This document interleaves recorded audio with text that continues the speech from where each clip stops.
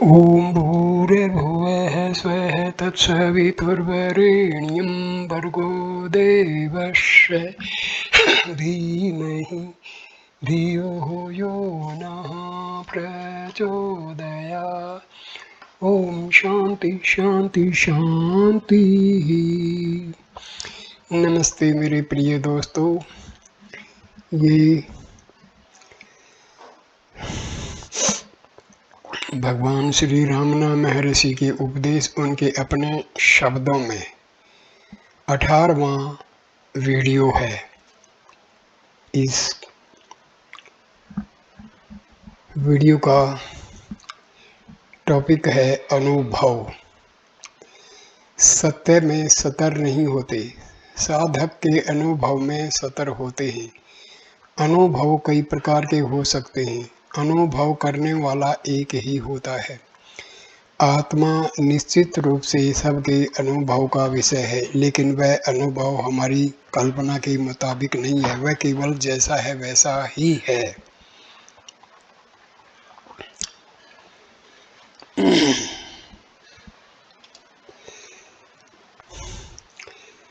प्रकरण 14वां, समाधि। पूर्व के आध्यात्मिक साहित्य में समाधि शब्द बहुतायत से प्रयुक्त हुआ है। इसका अर्थ ध्यान की वह उच्च भूमिका है जिसमें आत्मा का सभानता पूर्वक अनुभव होता है, अथवा ध्येय पदार्थ में निर्विचार निर्विघ्न गंभीर तन्मयता होती है। तत्व चिंतन की विभिन्न प्रणालियों में तथा धर्मों में समाधि के कई सत्रों तथा भेदों का वर्णन उपलब्ध होता है तथा सबकी अलग अलग पारिभाषिक शब्दावली एवं तत्व समूह होता है। इसको इंग्लिश में स्टेट ऑफ सुप्रीम कॉन्शियसनेस बोलते हैं, समाधि। श्री रमन सामान्यतया समाधि को इन 3 वर्गों में विभाजित करते थे। नंबर 1, सहज निर्विकल्प समाधि। यह ज्ञानी की अवस्था है जिसको अहंकार का अंतिम तथा अनिवार्य रूप से उन्मूलन कर दिया गया है। सहज का अर्थ है स्वाभाविक एवं निर्विकल्प का अर्थ है भेद रहित। इस अवस्था में प्रतिष्ठित ज्ञानी जगत में अन्य साधारण लोगों की तरह व्यवहार करता है, क्योंकि उसे ज्ञान होता है कि वह आत्मा है। सहज ज्ञानी अपने दूसरों के बीच तथा अपने और जगत के बीच कोई भेद नहीं देखता। ऐसे पुरुष के लिए सब कुछ अविभाज्य आत्मा की अभिव्यक्ति है। केवल निर्विकल्प समाधि, यह आत्म साक्षात्कार से नीचे का सतर है। इसमें अनायास किंतु अस्थायी आत्मा अनुभव होता है, फिर भी अहंकार का अंतिम उन्मूलन नहीं हुआ होता है। शरीर भाव का अभाव इसका लक्षण है। यद्यपि इस अवस्था में अस्थायी आत्म भाव होता है, लेकिन साधक इंद्रियों से विषयों का ग्रहण नहीं कर सकता एवं जगत में व्यवहार नहीं कर सकता। जब देह भाव वापस आता है, अहंकार भी पैदा हो जाता है। तीसरा, सविकल्प समाधि। इसमें निरंतर प्रयत्न से आत्म भाव बनाए रखा जाता है। समाधि का अवधि पूर्णतः उसे बनाए रखने के प्रयत्न पर निर्भर रहता है। जब आत्म लक्ष्य में विक्षेप उत्पन्न होता है, तब आत्म भाव धुंधला हो जाता है। श्री रमन द्वारा बताए हुए ये समाधि के लक्षण इस विषय से अपरिचित मनुष्य को इसके पारिभाषिक शब्द जाल से बचा सकते हैं। नंबर 1, सत्य के सूत्र को पकड़े रहना समाधि है। नंबर 2, सत्य सूत्र को प्रयत्न पूर्वक पकड़े रहना सविकल्प समाधि है। तीसरा, सत्य में लीन रहना तथा जगत के विषय में स्वभाव न रहना निर्विकल्प समाधि है। चौथा, अज्ञान में लीन रहना तथा जगत के विषय में सभान न रहना निद्रा है। 5वां, अनायासी मूल शुद्ध स्वरूप में स्थिति सहज समाधि है। प्रश्न, समाधि क्या है? उत्तर, निश्चल चित्त से सत्य चित्त का अखंड अनुभव समाधि है। ऐसा निश्चल मन जो अनंत परम आत्मा के अनुभव से विभूषित है, ईश्वर का सत्य है। जब मन अंधकार में आत्मा के साथ संयुक्त होता है उसे निद्रा कहते हैं, अर्थात मन क्या अज्ञान में विलय। सभान जागृत अवस्था में ऐसा सभान संयोग समाधि है। जागृत अवस्था में निरंतर आत्मा में स्थिति करना समाधि है। निद्रा भी आत्मा में स्थिति है, किंतु अभान अवस्था में सहज समाधि में योग अखंड होता है।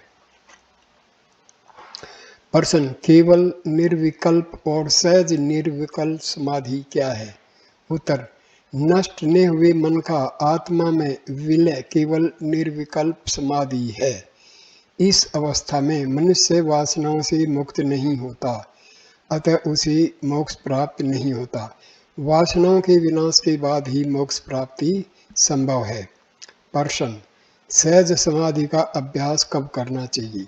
उत्तर, प्रारंभ से ही। साधक केवल निर्विकल्प समाधि का अभ्यास कई वर्षों तक करता रहे, फिर भी यदि उसने वासनाओं का उन्मूलन नहीं किया तो उसे मोक्ष प्राप्त नहीं होगा। प्रश्न, कृपया सविकल्प तथा निर्विकल्प का भेद स्पष्ट कीजिए। उत्तर, उच्चतम अवस्था में रहना समाधि है।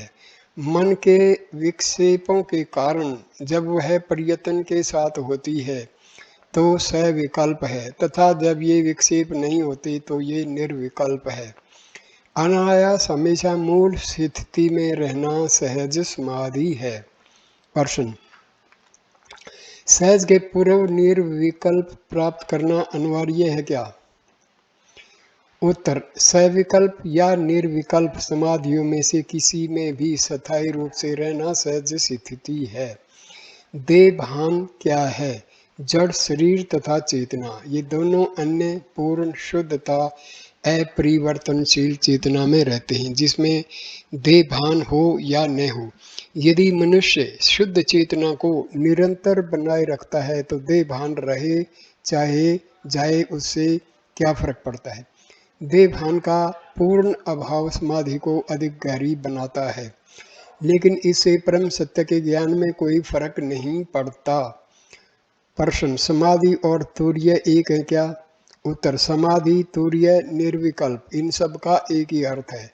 आत्मा के विषय में सभानता। तुर्य का अर्थ परम चेतना की चौथी अवस्था है, जो जागृत स्वप्न सुषुप्ति की 3 अवस्थाओं से भिन्न है। चौथी अवस्था शाश्वत है, जिसमें उक्त 3 अवस्थाएं आती जाती रहती हैं। तुर्य में यह भान अविच्छिन्न रूप से बना रहता है कि मन अपने जन्म स्थान हृदय में विलीन हो गया है और वहाँ शांत हो गया। यद्यपि कुछ विचार अब भी आते रहते हैं एवं इंद्रियां अब भी थोड़ी बहुत सक्रिय होती हैं।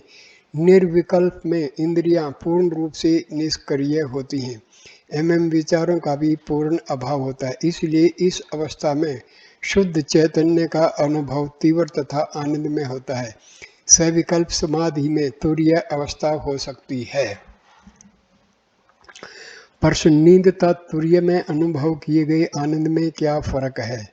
उत्तर, आनंद भिन्न नहीं होते, आनंद एक ही है। इसमें ब्रह्मा से लेकर निमन सतर के पशु तक के सभी प्रकार के जीव जिनका अनुभव करते उन सभी आनंदों का समावेश है। वह आत्मा का आनंद है, जिसे आनंद का अनुभव नींद में अभान अवस्था में होता है, उसी का अनुभव तुर्य में समाहान अवस्था में होता है। बस इतना ही फर्क है। जागृत अवस्था में जिसका अनुभव होता है वह सुपाधिक आनंद है। प्रश्न, राजयोग का 8वां अंग समाधि है, क्या वह आप कहते हैं वही है? उत्तर, योग में समाधि का अर्थ एक प्रकार का भान रहित ध्यान है और समाधियां कई प्रकार की हैं, लेकिन मैं जिसकी बात करता हूँ वह समाधि भिन्न है। इसमें आपके मन में समाधान होता है और आप जब सक्रिय हों तब भी शांत और संतुलित रहते हैं। आप अनुभव करते हैं कि आप आंतरिक सच्चे आत्मा से प्रेरित होकर गतिशील हो रहे हैं। आप सब चिंताओं से, उलझनों से, व्यग्रता से मुक्त होते हैं, क्योंकि आप जानते हैं कि यहाँ आपका कुछ भी नहीं है। आप यह भी जानते हैं कि सब कुछ उस परम शक्ति द्वारा हो रहा है जिससे आपसे सभानता पूर्वक एक रूप हैं। प्रश्न, यदि यह सहज समाधि ही सर्वश्रेष्ठ है तो निर्विकल्प समाधि आवश्यक नहीं है। उत्तर, राजयोग की निर्विकल्प समाधि के कुछ उपयोग हो सकते हैं, लेकिन ज्ञान योग में यह सहज स्थिति, सहज निष्ठा ही स्वयं निर्विकल्प स्थिति है। इस स्वाभाविक नित्य अवस्था में मन संशयों से मुक्त रहता है। उसे संभावनाओं तथा शक्यताओं के बीच वैकल्पिक रूप से झूलते रहने की आवश्यकता नहीं होती। वह किसी भी प्रकार के विकल्पों का अनुभव नहीं करता।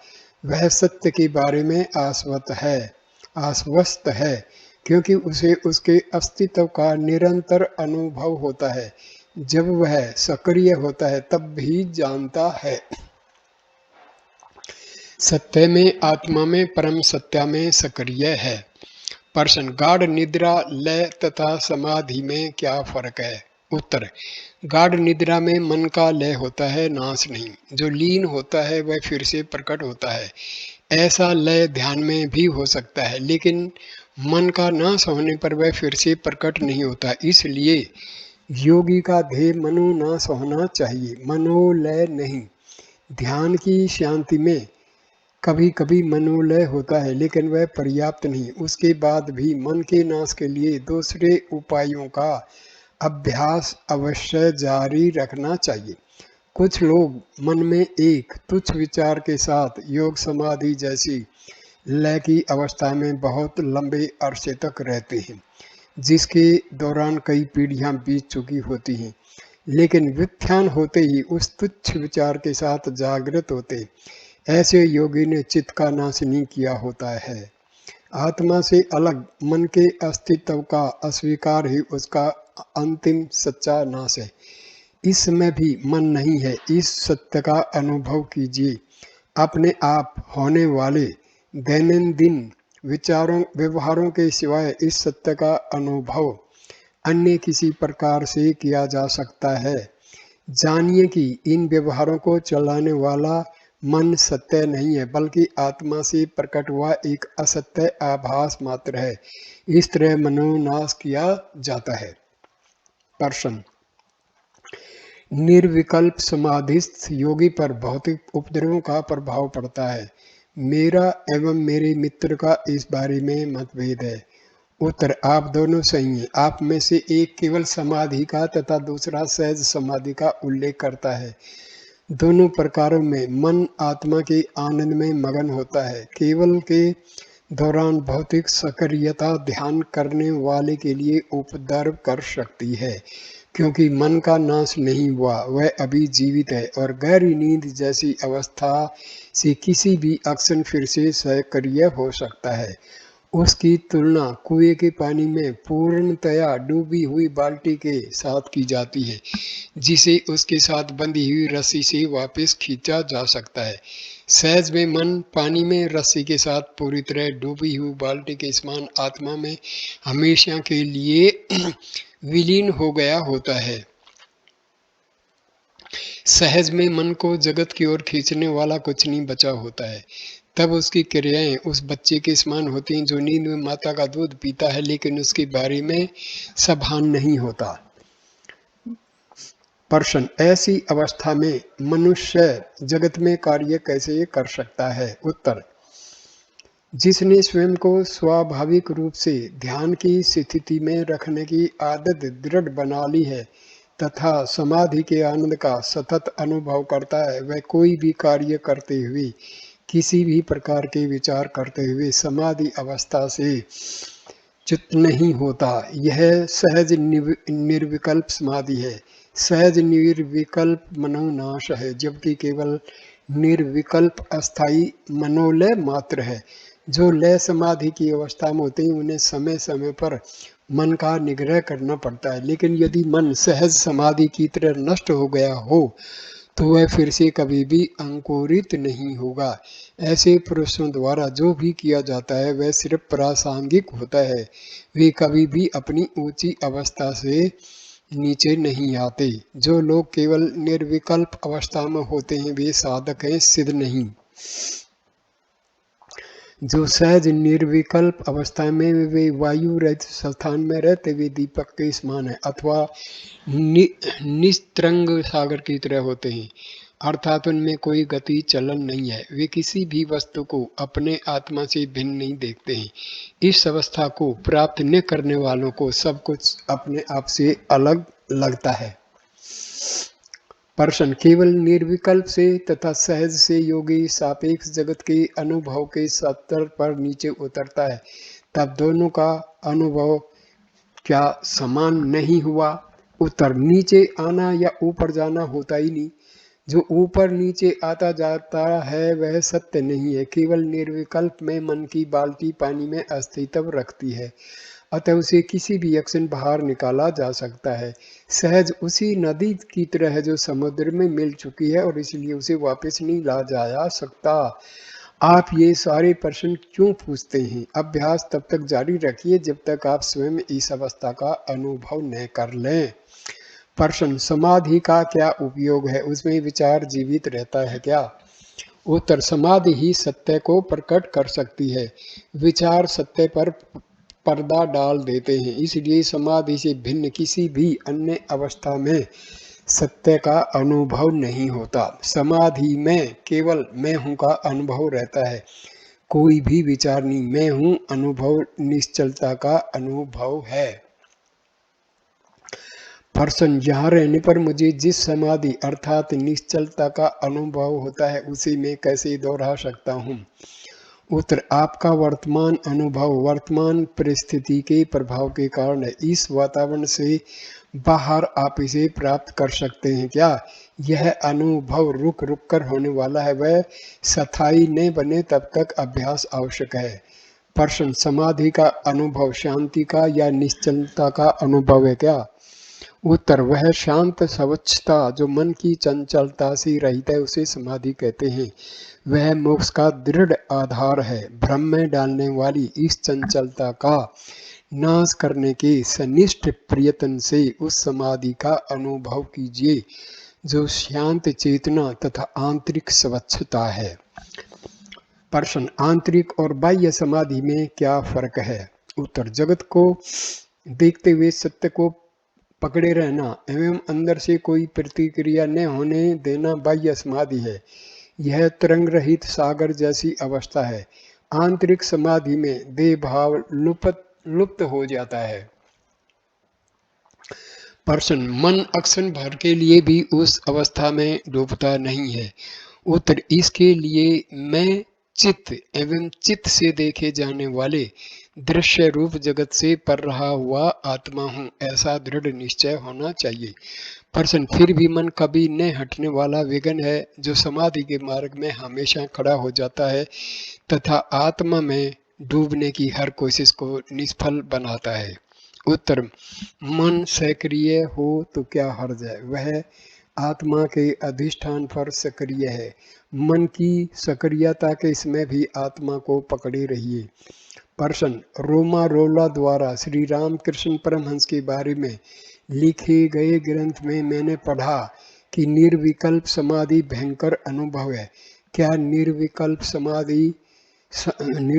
स्थिति भयंकर है? क्या हम ये सारे श्रम साध्य संयम विशुद्धि ध्यान इत्यादि प्रयत्न इसलिए करते हैं कि अंत में भयंकर स्थिति प्राप्त करें? क्या हमें जीवित शव के रूप में परिवर्तित होना पड़ेगा? महर्षि का उत्तर, निर्विकल्प के बारे में लोगों की तरह तरह की धारणाएं हैं। रोमा रोला की बात क्या है? हमारे वेदांत एवं उपनिषदों की ज्ञान राशि के भंडार समान विद्वान भी यदि निर्विकल्प के बारे में विचित्र ख्यालात रखते हों तो एक पाश्चात्य को ऐसी धारणा के लिए दोष कैसे दिया जा सकता है? कुछ योगी प्राणायाम के विशेष अभ्यास से तन-मन को शून्य कर देने वाली नींद से भी अधिक गहरी अवस्था में चले जाते हैं, जिससे उन्हें बिल्कुल भान नहीं होता और वे निर्विकल्प के नाम से इसकी महत्ता घोषित करते हैं। कुछ दूसरे लोग सोचते हैं कि एक बार निर्विकल्प में डुबकी लगाने पर मनुष्य कोई दूसरा प्राणी बन जाता है। कुछ अन्य लोग मूर्छा जैसी जगत भान रहित अवस्था में से गुजरने के पश्चात ही निर्विकल्प अवस्था प्राप्त होती है, ऐसा मानते। यह सब इसलिए होता है कि वे इसे बुद्धि की दृष्टि से देखते हैं। निर्विकल्प अनायास निराकार चेतना है, इसमें भय कहाँ है और अपने आप बने रहने में रहस्य भी क्या है, जो भूतकाल में दीर्घ अभ्यास के कारण पक्वचित हो जाते हैं। ऐसे कुछ लोगों के लिए निर्विकल्प स्थिति बाढ़ की तरह अकस्मात आती है, लेकिन दूसरों के लिए वह आध्यात्मिक अभ्यास के दौरान धीरे धीरे आती है। यह अभ्यास अवरोध करने वाले विचारों का कर्मशः अक्षय करता है और अहम के शुद्ध पर्दे को प्रकट कर देता है। और भी अधिक अभ्यास इस पर्दे को स्थायी रूप से निरावरण बनाकर पूर्णतः स्पष्ट कर देता है। इसे आत्म साक्षात्कार मुक्ति सहज समाधि कहते हैं, जो हमारी स्वाभाविक अनायास स्थिति है। बाह्य भेदों का न दिखना ही स्थायी निर्विकल लक्षण नहीं है। ऐसा समझना चाहिए कि नष्ट हुए मन में विकल्पों का न उठना ही सच्ची निर्विकल्प अवस्था है। प्रश्न: जब मन आत्मा में विलीन होने लगता है तो अक्सर भय लगता है। उत्तर: समाधि में प्रवेश करते समय भय का अनुभव तथा शरीर कंपन शेष बची हुई अहम चेतना के कारण होते हैं, लेकिन जब यह सीमित चेतना पूर्णतया क्षीण होकर नष्ट हो जाती है तब मनुष्य चैतन्य का अनंत आकाश बनकर रहता है, जिसमें केवल आनंद होता है और भय और कंपन समाप्त हो जाते हैं। प्रश्न: क्या समाधि आनंद में या अतिशय सुख की अवस्था है? उत्तर: खुद समाधि में केवल पूर्ण शांति होती है। समाधि के अंत में चित्त जब पुनर्जीवित होता है तब समाधि की शांति की स्मृति के साथ आनंद उत्पन्न होता है। भक्ति में यह आनंद शुरू होता है जो अश्रु रोमांच गदगद कंठ होने के रूप में प्रकट होता है। अंत में जब अहंकार नष्ट होता है और सहज स्थिति प्राप्त होती है तब भावावेश के ये चिन्ह तथा आनंद समाप्त हो जाते हैं। प्रश्न: समाधि लगने पर मनुष्य को सिद्धियां भी मिलती हैं या नहीं? उत्तर: सिद्धियों के प्रदर्शन के लिए उन्हें देखने वाले दूसरे अवश्य होने चाहिए। इसका अर्थ यह हुआ कि जो सिद्धि प्रदर्शन करता है उसमें ज्ञान नहीं है, इसलिए सिद्धियों के बारे में विचार करना ठीक नहीं है। ज्ञान प्राप्ति को लक्ष्य मानकर उसे प्राप्त करना चाहिए।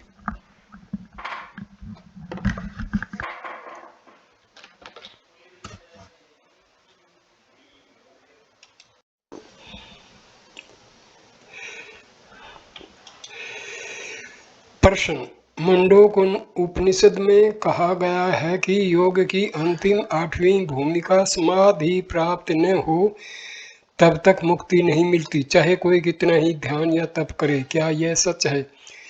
उत्तर: ठीक से समझा जाए तो ये सब एक हैं। आप उसे ध्यान, तप, समाधि या और कुछ कह लीजिए, उससे कोई फर्क नहीं पड़ता। जो तैल धारावत निरंतर तथा स्थित हो वह तप, ध्यान, समाधि है। अपना आत्मा बने रहना समाधि है। प्रश्न: लेकिन मुंडोक उपनिषद में कहा गया है कि मुक्ति से पूर्व समाधि आवश्यक है। उत्तर: कौन कहता है कि ऐसा नहीं है? केवल मुंडकोपनिषद में ही नहीं, सभी प्राचीन ग्रंथों में ऐसा लिखा है। लेकिन सच्ची समाधि वही है जिसमें आप अपने आत्मा को जानते हैं। जड़ पदार्थ की तरह शिथिल होकर कुछ समय बैठे रहने से क्या लाभ है? मान लीजिए कि आपके हाथ में फोड़ा हुआ है और उसे आपको बेहोश बनाकर शल्य क्रिया से निकालना है। उस समय आपको पीड़ा का अनुभव नहीं होता, तो क्या इसका यह अर्थ हुआ कि आप समाधि में थे? यही बात इस समाधि की भी है। मनुष्य को जानना चाहिए कि समाधि क्या है और आप उसे अपने आत्मा को जाने बिना कैसे जान सकते हैं। यदि आत्मा को जाना जाए तो समाधि भी अपने आप जान ली जाएगी। समाधि मनुष्य की स्वाभाविक अवस्था है। वह जागृत, स्वप्न, सुषुप्ति इन 3 अवस्थाओं के दौरान निरंतर बहने वाली आंतर प्रवाह है। इन 3 अवस्थाओं में आत्मा नहीं है, ये 3 अवस्थाएं आत्मा में हैं। यदि हम जागृत अवस्था में समाधि प्राप्त करें तो वह गहरी नींद में भी बनी रहेगी। चेतना और अचेतना का भेद मन के अस्तित्व में होता है। आत्मा की सच्ची अवस्था मन से प्रिय है। प्रश्न, तो मनुष्य को चाहिए कि वह हमेशा समाधि प्राप्त करने का यत्न करे। उत्तर, ज्ञानी कहते हैं कि संतुलन की निरअहंकार स्थिति मौन समाधि है तथा ज्ञान की पराकाष्ठा है। जब तक मनुष्य जिसमें स्वयं निरहंकार सत्य स्वरूप होता है ऐसी मौन समाधि प्राप्त न कर ले, तब तक उसे अहंकार के नाश को अपना लक्ष्य बनाना चाहिए।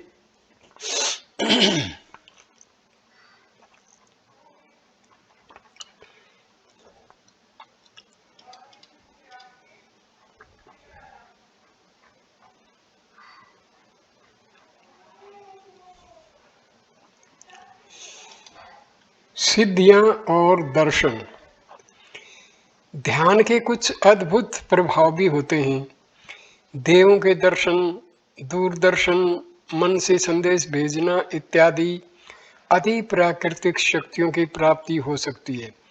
इन दोनों को स्वेच्छा से उत्पन्न किया जा सकता है। इष्ट देवता की मनोमय आकृति पर भक्ति से तथा उनके दर्शन की इच्छा से एकाग्रता की जाए तो दर्शन हो सकता है। योग के विशेष अभ्यासों से सिद्धियां प्राप्त होती हैं। पातंजलि की परिशिष्ट कीर्ति योग सूत्र में कुछ अभ्यासों की सूची दी गई है जिनसे 8 सिद्धियां प्राप्त होती हैं, जिनमें अदृश्य होने से पानी पर चलने तक की सिद्धियां शामिल हैं।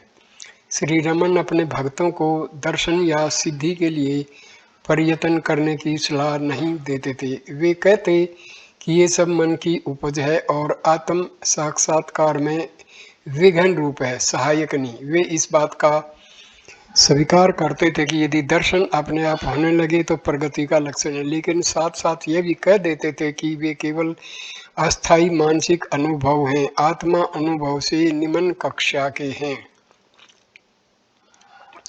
यदि सिद्धियां अपने आप प्रकट होने लगे तो भी उनमें आसक्त होने से उत्पन्न होने वाले भयों को ब्यौरा देकर वे कहते हैं कि ये शक्तियां अहंकार के उन्मूलन के बजाय उसी और भी पुष्ट करती हैं। ऐसा भी कहते हैं कि सिद्धियों की इच्छा और आत्मदर्शन की इच्छा परस्पर विरुद्ध है। आत्मा सबसे अधिक निकट है एवं शाश्वत सत्ता है, जबकि सिद्धियां बाहरी हैं। सिद्धियां प्रयत्न से प्राप्त होती हैं, आत्मा नहीं। मन को जीवित रखकर सिद्धियां प्राप्त की जाती हैं और आत्मा मनोनाश होने पर प्राप्त होता है। अहंकार के रहते ही सिद्धियां प्रकट होती हैं। आत्मा अहंकार से परे है और अहंकार के उन्मूलन के पश्चात ही अनुभव गोचर होता है। प्रश्न, मैंने कुछ समय पूर्व श्री भगवान से कहा था कि जब मैंने हिंदू धर्म स्वीकार किया उस समय के दौरान मुझे शिव का दर्शन हुआ था। कुर्तालम में इस प्रकार का अनुभव फिर से हुआ। ये दर्शन अक्षणिक होने पर भी आनंददायक होते हैं। मैं यह जानना चाहती हूँ कि उनको कैसे स्थायी बनाया जाए। शिव के बिना चारों ओर जो भी दिखता है उसमें जीवन नहीं है। उनके स्मरण से मुझे बहुत आनंद मिलता है। कृपया बताइए कि मेरे लिए ऐसा दर्शन शाश्वत कैसे बन सकता है। उत्तर, आप शिव दर्शन की बात कहती हैं। दर्शन हमेशा किसी वस्तु का होता है जिसमें उसे देखने वाले का अस्तित्व सूचित होता है। दर्शन का मूल्य उसके दृष्टा के समान है, अर्थात दर्शन का स्वरूप दृष्टा के स्तर पर होता है। दर्शन से अदर्शन भी सूचित होता है। जो कुछ दिखता है वह अवश्य अदृश्य भी हो जाता है। कोई दर्शन शाश्वत नहीं हो सकता, जबकि शिव शाश्वत है। दर्शन दृष्टा को सूचित करता है। दृष्टा आत्मा के अस्तित्व का इनकार नहीं कर सकता। एक भी क्षण ऐसा नहीं है जब चेतन आत्मा का अस्तित्व न हो और दृष्टा चेतना से अलग नहीं रह सकता। यह चेतना शाश्वत सत्ता है, केवल सत्ता है। दृष्टा अपने आप को देख नहीं सकता, वह दर्शन की तरह अपनी आंखों से अपने आप को नहीं देख सकता। इस कारण क्या अपने अस्तित्व का इनकार करता है? नहीं। इसलिए प्रत्यक्ष का अर्थ देखना नहीं, होना है, और होने का अर्थ अनुभव करना है। अतः मैं हूँ, वह मैं हूँ, मैं हूँ, शिव है। उसके बिना भी कुछ नहीं हो सकता। सबका अस्तित्व शिव में और शिव के कारण है। इसलिए अनुसंधान कीजिए मैं कौन हूँ। अंदर गहराई में निमग्न बनिए और आत्मा बनकर रहिए। शिव सद्वस्तु, इसके दर्शन बार बार हों ऐसी अपेक्षा मत रखिए। आप जिन वस्तुओं को देखते हैं उनमें और शिव में क्या अंतर है? शिव दृष्टा दृश्य दोनों हैं। आप शिव से अलग नहीं हो सकते, क्योंकि हर स्थल और फल में शिव मौजूद हैं। अतः अभी और यहाँ भी हैं और अनुभव गोचर हैं।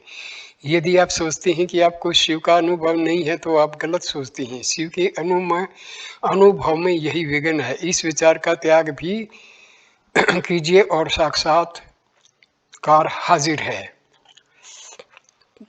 प्रश्न: हाँ, लेकिन मैं ऐसा कैसे यथासंभव जल्दी कर सकते हूँ? उत्तर: यह साक्षात्कार में विघ्न है। क्या कोई व्यक्ति शिव से अलग हो सकता है? इस समय भी आप वे हैं। समय का सवाल ही नहीं है। यदि असाक्षात्कार का एक भी अक्षण हो तो साक्षात्कार का प्रश्न उत्पन्न हो सकता है। लेकिन सत्य यह है कि आप शिव से अलग नहीं हो सकते। शिव पहले से ही साक्षात हैं, हमेशा प्रत्यक्ष हैं, कभी भी अप्रत्यक्ष नहीं। प्रश्न: मैं श्री कृष्ण का साक्षात करना चाहता हूँ, इसके लिए मुझे क्या करना चाहिए? उत्तर: श्री कृष्ण के बारे में आपका क्या ख्याल है और साक्षात्कार से आप क्या समझते हैं? प्रश्न: श्री कृष्ण से मेरा मतलब वृंदावन में रहने वाले से, और मैं गोपियों की तरह उनको देखना चाहता हूँ। उत्तर: आप समझते हैं कि वे एक मनुष्य थे अथवा मनुष्य की आकृति के साथ एक रूप थे, अमुक के पुत्र थे, जबकि स्वयं उन्होंने कहा मैं सब प्राणियों के हृदय में रहता हूँ तथा सबका आदि मध्य और अंत हूँ। वे जैसे सब में हैं वैसे आप में भी अवश्य होने चाहिए। वे आपके आत्मा अर्थात आत्मा के आत्मा हैं। अतः यदि आप इस आत्मा का साक्षात करें तो आपको श्री कृष्ण का साक्षात्कार होगा। आत्मा का तथा श्री कृष्ण का सीधा साक्षात भिन्न नहीं हो सकता। फिर भी आपकी बात मायने भी रखें तो आपको कृष्ण के समक्ष पूर्ण आत्म समर्पण करना चाहिए और साक्षात दर्शन देने की बात उन पर छोड़ देनी चाहिए। प्रश्न: श्री रामकृष्ण परमहंस की तरह ईश्वर से बात करना संभव है क्या? उत्तर: जब हम एक दूसरे से बात कर सकते हैं तो उसी तरह ईश्वर से बात क्यों नहीं कर सकते? प्रश्न: तो हम क्यों ऐसा नहीं कर सकते? उत्तर: उसके लिए विशुद्धि, मनोबल तथा ध्यान अभ्यास आवश्यक है। प्रश्न: क्या इन शर्तों को पूरा करने पर ईश्वर प्रकट होता है? उत्तर: ऐसा प्रकटीकरण आपकी सत्यता के समकक्ष है। दूसरे शब्दों में, जब आप जागृत अवस्था में अपने आप को स्थूल शरीर के साथ एक रूप मानते हैं तो ठोस पदार्थ देखते हैं। स्वप्न में सूक्ष्म शरीर के साथ तादात्म्य करके मानसिक सतर पर होते हैं। जब आप उतने ही सूक्ष्म पदार्थों को देखते हैं, नींद में तादात्म्य नहीं होता। जब आप कुछ नहीं देखते, देखे जाने वाले पदार्थ देखने वाले की अवस्था से संबंधित होते हैं। ईश्वर दर्शन के विषय में भी यह सत्य है। लंबे अरसे के अभ्यास से जिस रूप में ईश्वर का ध्यान किया होता है वह रूप पहले स्वप्न में एवं बाद में जागृत में भी देखा जा सकता है।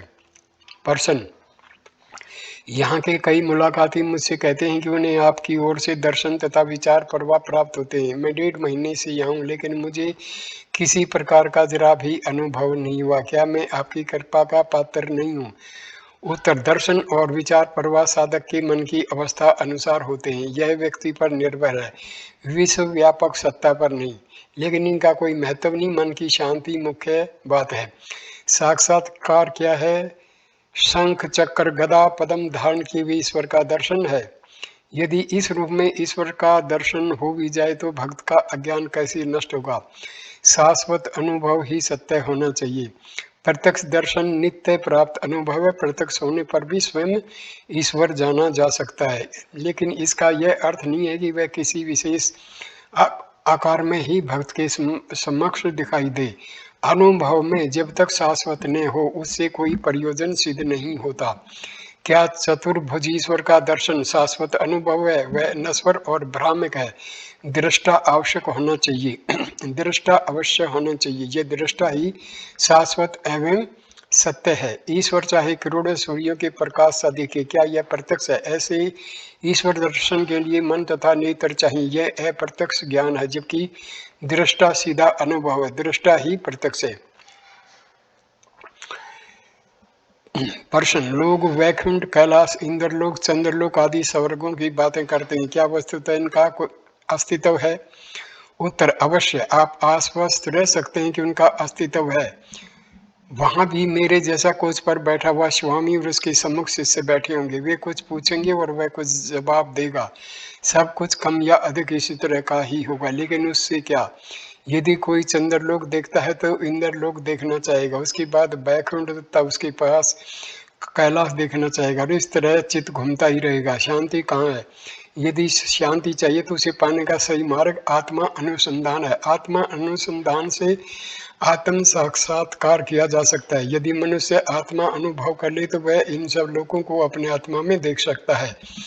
अपना आत्मा सबका मूल है, अतः यदि मनुष्य आत्मा को जाने तो उसे आत्मा से भिन्न कुछ नहीं दिखेगा।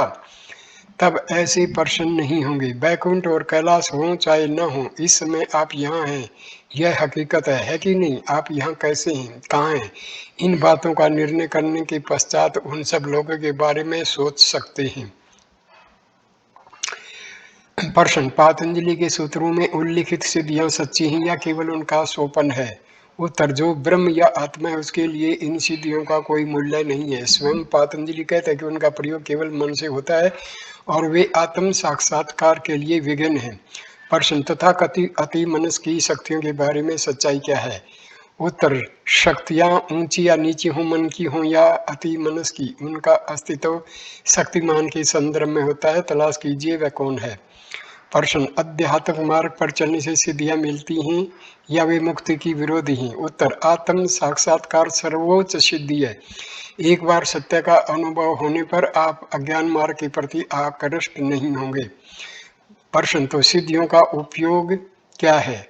उत्तर, सिद्धियां दो प्रकार की होती हैं। उनमें से एक प्रकार की सिद्धियां आत्म साक्षात्कार के मार्ग में अवरोध सिद्ध हो सकती हैं। कहा जाता है कि मंत्र से, रहस्यमय शक्ति वाले औषधि से, उग्र तप से और विशेष प्रकार की समाधि से सिद्धियां प्राप्त होती है, लेकिन वे आत्मज्ञान के साधन नहीं है, क्योंकि उनको प्राप्त करके भी आप अज्ञान में डूबे रहते हैं। प्रश्न, दूसरा प्रकार कौन सा है? उत्तर, वे ऐसी सिद्धियां हैं जो आत्म शक्ति का या ज्ञान का प्रकटीकरण है। वे आत्मनिष्ठ रहने वाले पुरुष के सहज स्वाभाविक तप का फल है। वे ईश्वर की देन है और अपने आप प्रकट होती हैं। वे मनुष्य के प्रारब्धानुसार आती हैं, लेकिन वे आए या न आए, परम शांति में प्रतिष्ठित ज्ञानी जरा भी विचलित नहीं होता, क्योंकि वह आत्मा को जानता है, जो कि अकंप्य सिद्धि है। वे सिद्धियां प्रयत्न से नहीं मिलती। जब आप आत्मनिष्ठ होंगे तब जानेंगे कि ये सिद्धियां क्या हैं। तो मैं इस वीडियो को यहीं पर विराम देता हूँ। Please like, comment and share the video and subscribe the channel. Thanks a lot. नमस्कार माय डियर फ्रेंड्स।